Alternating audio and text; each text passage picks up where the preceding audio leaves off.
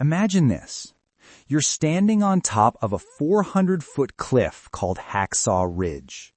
Below you, 75 of your fellow soldiers are wounded, bleeding, dying. Japanese bullets are flying past your head. Mortar shells are exploding all around you. And you are completely unarmed. No rifle, no pistol, not even a knife. Now imagine doing the impossible. One by one, you lower each of those 75 men to safety, alone, under enemy fire, for hours. This isn't fiction. This is the true story of Desmond Doss, the first conscientious objector to ever receive the Medal of Honor. A man who went to war but refused to kill. A man his own army tried to kick out. A man who became one of the greatest heroes in American military history without ever firing a single shot. Stay with me, because what you're about to hear will challenge everything you think you know about courage, about war, and about what it means to be a hero. Chapter 1. The Boy Who Believed. February 7th, 1919. Lynchburg, Virginia. A baby boy named Desmond Thomas Doss was born into a deeply religious Seventh-day Adventist family. His father, William, was a carpenter. His mother, Bertha, worked at a shoe factory. They were simple, hard-working people who believed in the Bible above all else. From the time Desmond could walk and talk, his parents taught him the 10 Commandments. And one commandment stuck with him more than any other. Thou shalt not kill. Young Desmond took this commandment literally. Absolutely literally. He didn't hunt. He didn't fish. He wouldn't even kill insects if he could help it. His mother raised him as a vegetarian, and Desmond believed that all life was sacred, that God alone had the right to take a life. But it wasn't just his mother's teaching that shaped Desmond. When Desmond was a young boy, something happened that changed him forever. Desmond had a brother, and like all brothers, they fought. One day, when Desmond was about 10 years old, he and his brother got into a particularly nasty fight. Things escalated. Desmond picked up a brick and hit his brother in the head. His brother collapsed. Blood poured from the wound. For a terrifying moment, Desmond thought he had killed him. His brother survived, thank God. But Desmond never forgot that moment, never forgot how close he came to taking a life. From that day forward, he made a vow that he would never, ever harm another human being, not for any reason. This wasn't just a childhood promise. This was a covenant with God that would define the rest of Desmond Doss's life. Chapter 2. The Picture That Changed Everything. Growing up in Lynchburg, Desmond was a quiet, gentle young man. He attended church every Saturday, his Sabbath. He read his Bible daily. He prayed constantly. His faith wasn't something he talked about to impress people. It was simply who he was. In the Doss family home, there was a framed picture that hung on the wall. It showed the 10 Commandments, and at the bottom was an illustration of Cain killing Abel. The image haunted young Desmond. 2 brothers. One murdered the other. The first murder in human history. Desmond would stare at that picture for hours. He made himself a promise. He would never be like Cain. He would never take a life. When Desmond left school after completing just 1 year of high school, he went to work for a lumber company. Later, he got a job as a ship joiner at the Newport News Naval Yard ship. It was 1941, and war was coming. Everyone could feel it. Then came December 7th, 1941, Pearl Harbor. The Japanese attacked, and America was thrust into World War II. Across the nation, young men lined up to enlist. Patriotism surged. Everyone wanted to fight. Everyone wanted revenge. Desmond Doss wanted to serve too. But there was a problem. A big problem. When Desmond was drafted in April 1942, he had a decision to make. His job at the naval shipyard was considered essential to the war effort. He could have claimed a deferment and stayed home. It would have been easy. It would have been safe. But Desmond Doss didn't take the easy path. He believed the war against tyranny was just. He believed America needed to stop Hitler and the Japanese Empire. He wanted to serve his country. But how could he serve when he had vowed never to kill? The answer came to him clearly. He would become a medic, a combat medic. He would save lives instead of taking them. He would run toward danger to help wounded soldiers. He would serve on the front lines, but he would heal, not harm. On April 1st, 1942, Desmond Doss enlisted in the United States Army. He registered as a conscientious objector, specifically requesting assignment to the medical corps. But he didn't call himself a conscientious objector. He preferred the term conscientious cooperator, because Desmond Doss was eager to cooperate, eager to serve, eager to do his duty. He just wouldn't kill to do it. The Army didn't know what to do with him. Chapter 4. Hell in Basic Training. Fort Jackson, South Carolina. Basic training. This is where Desmond Doss's nightmare began. From day one, his fellow soldiers mocked him. They called him a coward. They called him weak. They said he was hiding behind religion to avoid combat. They accused him of hiding to try to get out of the war. Nothing could have been further from the truth. Desmond wanted to be there. He wanted to serve, but he would not carry a weapon, and he would not work on Saturdays, his Sabbath. His commanding officers were furious. They tried everything to get rid of him. They denied him weekend passes. They gave him the worst duties. They harassed him relentlessly. But it got worse, much worse. Some of the men in his barracks started threatening him. They said that once they got into combat, they'd shoot him in the back and claim it was friendly fire. They wanted him dead. Every night, Desmond would kneel beside his bunk to pray, and every night, men would throw boots at him, curse at him, mock his faith. His sergeant and his captain both tried to have him discharged from the Army. They filed paperwork. They argued he was unfit for service. They did everything in their power to get rid of Private Desmond Doss. But Desmond refused to quit. He completed every training exercise. He passed every physical test. He learned everything a medic needed to know. He was determined to serve, and nothing, nobody was going to stop him. Then things came to a head. The Army gave Desmond an ultimatum: carry a weapon or face a court-martial for insubordination. They were going to put him in prison if he didn't comply. Desmond stood his ground. He contacted a Seventh-day Adventist lawyer who pointed out that the military's own regulations guaranteed him the right to serve as a non-combatant conscientious objector. The Army had to back down. Private Desmond Doss would go to war without a weapon. Chapter 5. Proving Himself in Battle. February 1944.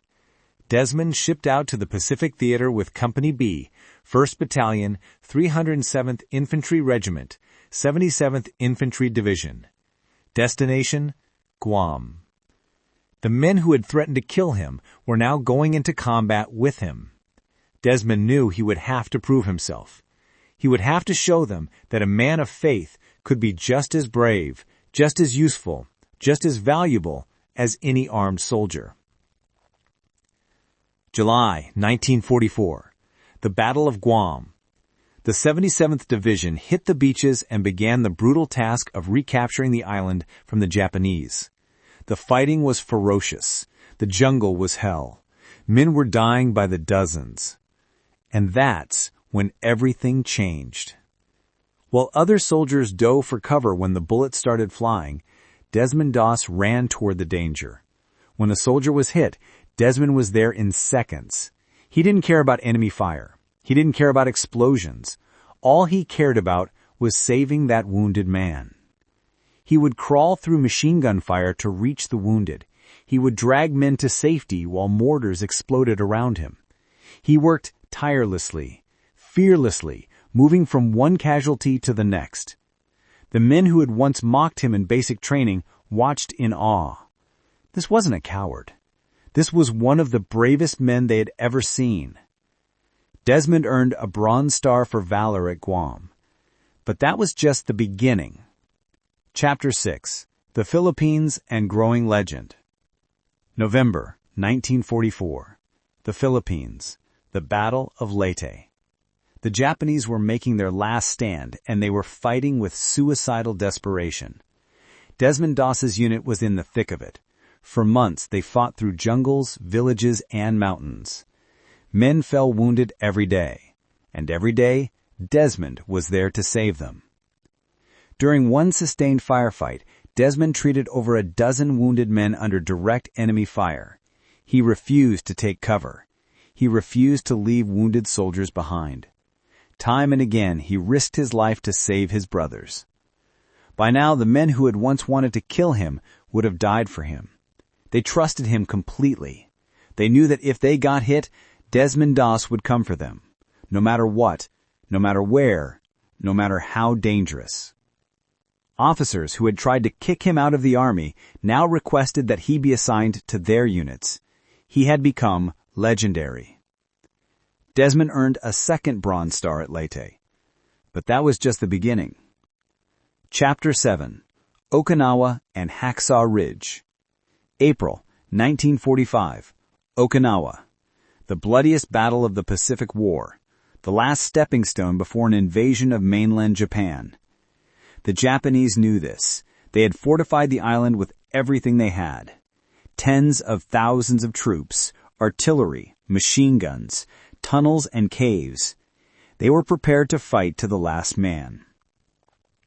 The American assault began on April 1st, 1945. For weeks, the 77th Division fought their way inland. The casualties were staggering. Every yard of ground was paid in blood. Then they reached it. A massive escarpment. A sheer cliff rising 400 feet into the air. The Japanese had turned it into a fortress. Machine gun nests, mortars, artillery, all aimed at anyone trying to climb that cliff. The Americans called it Hacksaw Ridge, and it was hell on earth. Chapter 8. The Miracle of May 5th. April 29th, 1945. The assault on Hacksaw Ridge began. American soldiers climbed cargo nets up the sheer face of the cliff. When they reached the top, they were met with a storm of fire. Men fell by the dozens. The ridge was a killing ground. But the Americans had to take it. There was no other way forward. For days, Desmond's unit fought on top of that ridge. They'd advance a few yards, then be pushed back. Advance again, then retreat. It was brutal, grinding warfare. Desmond worked around the clock. He treated the wounded. He dragged men to safety. He moved through the storm of bullets and explosions as if God himself was protecting him. Then came May 5th, 1945. A Saturday. Desmond's Sabbath. Normally, Desmond would not work on the Sabbath. It was against his faith. But that morning, his company was preparing for a massive assault, and they were down to just one medic, Desmond. The company commander came to him. "Doss, we need you. We can't go up there without a medic." Desmond prayed. He wrestled with his conscience. Then he made his decision. His fellow soldiers needed him. He would break his Sabbath observance this one time. He went up Hacksaw Ridge with his unit. The assault began in the early morning. The Americans surged forward, pushing the Japanese back. For a brief moment, it looked like they might take the ridge. Then the Japanese counterattacked. Massive artillery bombardment, mortars falling like rain, machine gun fire from every direction. The Japanese threw everything they had at the Americans. It was a slaughter. Men fell everywhere, screaming, bleeding, dying. The Americans began to retreat, scrambling back down the cliff to escape the hellfire. But not Desmond Doss. He looked around at the wounded men scattered across the ridge. American soldiers, his brothers, lying helpless as the Japanese closed in. And Desmond made a choice. He stayed. Alone, unarmed, Desmond Doss remained on Hacksaw Ridge while every other American soldier retreated. And then he started working. One by one, Desmond dragged wounded soldiers to the edge of the cliff. He had a rope and a simple sling. He would secure a wounded man in the sling, then lower him 400 feet down the cliff face to the medics waiting below. Then he'd go back for another, and another, and another. The Japanese were everywhere. Bullets snapped past his head. Mortar shells exploded around him. At any moment, he could have been killed, but Desmond kept working. After each man he saved, he would pray the same prayer. Dear God, let me get just one more. Just one more. Just one more. For 5 hours, Desmond Doss worked alone on top of that ridge. 5 hours of hell. 5 hours of miracles. By the time darkness fell, Desmond had single-handedly rescued 75 wounded soldiers. 75 men who would have died if not for him. 75 families who got their sons, brothers, husbands, fathers back. All saved by one unarmed medic who refused to give up. Chapter 10. The Bravery Continues. May 21st, 1945. Desmond Doss had already done the impossible, but his war wasn't over. During a night attack, a Japanese grenade exploded near Desmond, shredding both his legs with shrapnel. He was badly wounded. He was in excruciating pain. But instead of calling for help, he treated his own wounds. He bandaged his legs himself. Because he didn't want to pull other medics away from soldiers who might be hurt worse than him. 5 hours he waited. 5 hours bleeding and in pain. Finally, medics came for him. They put him on a stretcher and began carrying him to safety. Then Desmond saw another wounded soldier, a man more critically injured than himself. Desmond rolled off his stretcher and told the medics to take that soldier instead. He would wait. As Desmond lay on the ground, a Japanese sniper shot him in the arm. The bullet shattered bone. His arm was destroyed.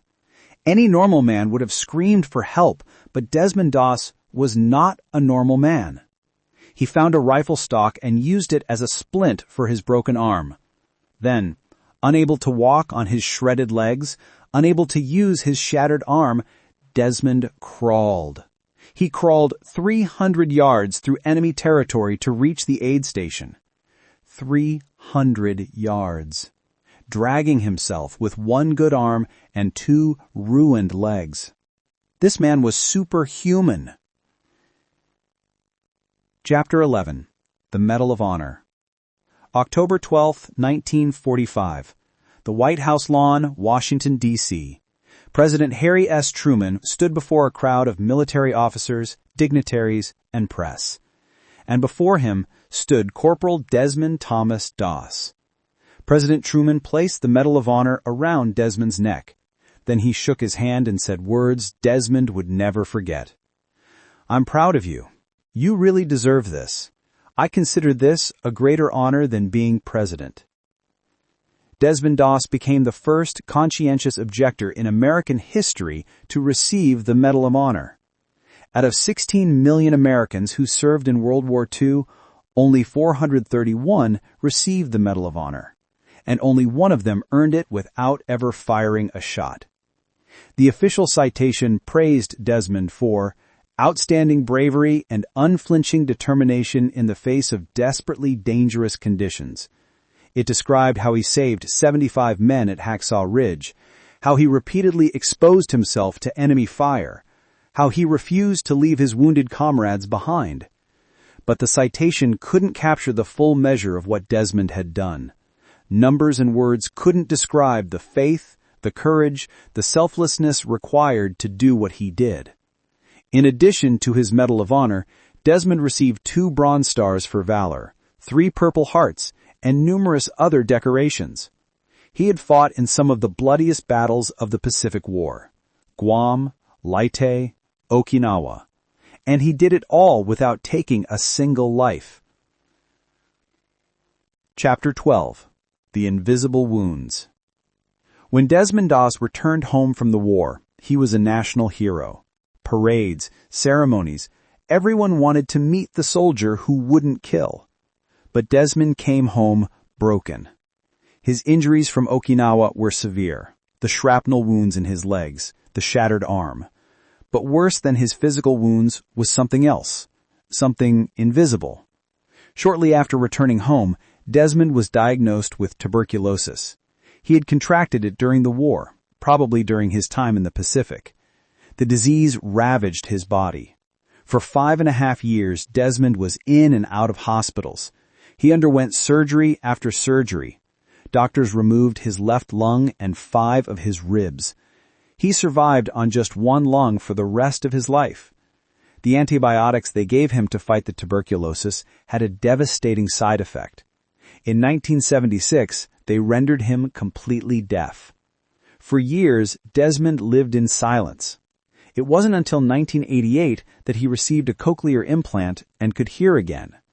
The war had taken so much from him: his health, his hearing, years of his life spent in hospitals. But it never took his faith. Chapter 13. A Quiet Life of Faith.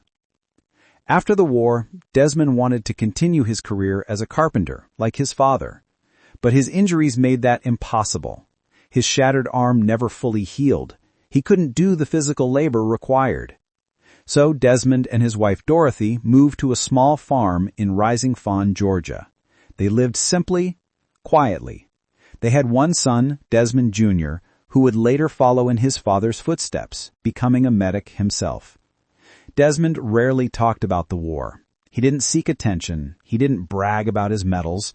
He was content to live a quiet, humble life, attending church every Saturday, reading his Bible, working his small farm. But in 1959, Desmond appeared on the television show This Is Your Life. For the first time, many Americans heard his incredible story. They learned about the soldier who wouldn't kill, the hero who saved 75 men at Hacksaw Ridge. But Desmond never let the attention change him. He remained humble, grateful, faithful. Chapter 14. The Legacy Lives On. March 23, 2006. Desmond Doss died at his home in Piedmont, Alabama. He was 87 years old. He was buried with full military honors at the Chattanooga National Cemetery. But his story didn't end there. In 2016, director Mel Gibson released the film Hacksaw Ridge, starring Andrew Garfield as Desmond Doss. The movie told Desmond's incredible story to millions of people around the world. Andrew Garfield was nominated for an Academy Award for his portrayal of Desmond. The film won Oscars for Best Film Editing and Best Sound Mixing. It became one of the highest-grossing war films ever made. Suddenly, the world knew about Desmond Doss, about the medic who saved 75 men, about the soldier who refused to kill. Today, Desmond's legacy continues. The U.S. Army Health Clinic at Schofield Barracks in Hawaii was renamed the Desmond T. Doss Health Clinic. His childhood home in Lynchburg has been turned into a shelter for homeless and displaced veterans. Schools teach about him. Churches tell his story. Veterans remember him as one of the greatest heroes in American military history. Chapter 15. What Desmond Taught Us. So what can we learn from Desmond Doss? What does his story teach us?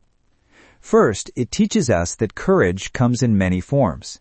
You don't need a weapon to be brave. You don't need to kill to be a hero. True courage is standing up for what you believe in, even when the entire world is against you. Desmond faced mockery, threats, harassment, and attempts to kick him out of the military, but he never wavered. He knew who he was. He knew what he believed, and nothing could shake that. Second, Desmond's story teaches us about faith, real faith, not the comfortable, easy kind of faith that people practice on weekends, but the kind of faith that costs you something, The kind of faith that demands sacrifice. The kind of faith that's tested in the fires of hell itself. Desmond prayed constantly. He read his Bible daily. His faith wasn't just words, it was action. It was standing on Hacksaw Ridge, unarmed, surrounded by enemies, trusting that God would protect him while he saved his brothers. And here's the remarkable thing. God did protect him. Bullets flew past his head, but never hit him. Mortar shells exploded around him, but never killed him. He walked through storms of fire and came out alive. Was it luck? Coincidence? Or was it something more? Third, Desmond's story teaches us about service, about selflessness, about loving others more than you love yourself. Desmond didn't have to go to war. He could have stayed home, but he chose to serve. And when he served, he gave everything. He risked his life again and again to save others. He crawled 300 yards on one arm and 2 shredded legs rather than let another man suffer. That's what heroes do. They put others first. Closing. Let me take you back to where we started. Top of Hacksaw Ridge, 75 wounded men, Japanese closing in, and one unarmed medic, alone, refusing to retreat. Dear God, let me just get one more. That was Desmond's prayer, and he prayed it 75 times. Just one more. Just one more. Just one more. He could have run. He should have run. Every logical, rational, self-preserving instinct told him to get off that ridge and save himself. But Desmond Doss didn't run. Because he wasn't controlled by fear. He was controlled by faith, by love, by an unshakable belief that every life was sacred, that every man deserved a chance to go home. Desmond saved 75 men at Hacksaw Ridge. But he saved countless others at Guam, Leyte, and in other battles. By war's end, he had treated and rescued hundreds of wounded soldiers. And he did it all without ever harming another human being. Think about that. In the most violent, brutal war in human history, Desmond Doss remained true to his vow. He kept his promise to God. He lived by the commandment, "Thou shalt not kill." And he became a legend.